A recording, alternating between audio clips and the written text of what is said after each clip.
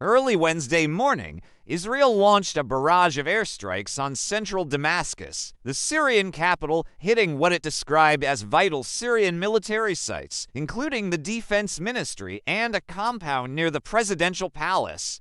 According to Syria's health ministry, 3 people were killed and 34 others wounded in the attacks. Before the strikes, Israeli Defense Minister Israel Katz issued a stern warning saying, "The warnings in Damascus are over. Now the painful blows will begin." Shortly after, he posted a video of the strike broadcast on Syrian TV with the caption, "The painful blows have begun." At the time, SOHR criticized those actions as a blatant violation of Syria's sovereignty. Now, according to Syrian state TV, air defenses intercepted most of the incoming missiles, but some did get through, leaving debris scattering and thick smoke rising over the city.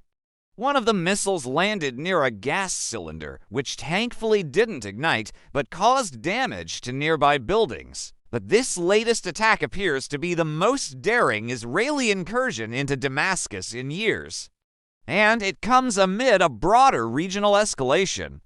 Last week, Israeli and Syrian forces clashed in the Golan Heights, with both sides claiming the upper hand. And Iranian-backed forces in Syria have been launching missiles and drone attacks against bases hosting U.S. troops in eastern Syria in recent months.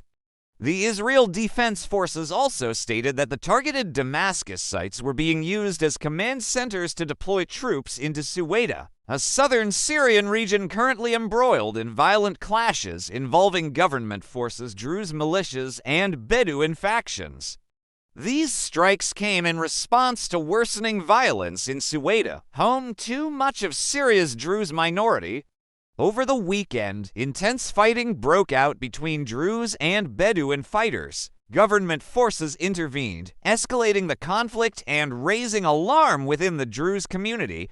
The Syrian Observatory for Human Rights, also known as SOHR, reported nearly 250 deaths since Sunday and noted that Suwaida's National Hospital had also been shelled by tanks on Wednesday. Back in May, Israel carried out a similar strike on Damascus in response to violence in Suwaida with attacks near the presidential palace.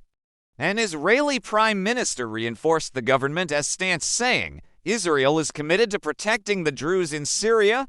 We will not allow them to be harmed and will continue to act decisively against any threats." Now, Israel has a significant Druze population of its own, both within Israel proper and in the occupied Golan Heights. And it has consistently sought to protect its Druze brethren across the border. However, those efforts have at times appeared contradictory, with Israeli officials accusing the Assad regime of failing to protect Druze villages in Syria from repeated attacks. Nonetheless, Israel's strikes in Damascus are exceedingly rare due to the potential for a wider regional conflict, as the Syrian capital is a major stronghold for Iran and its allies, who have supplied the Assad regime with vital military support during the Syrian civil war. Video footage from both Israeli military sources and Syrian media shows the dramatic moment the missiles hit their targets in Damascus.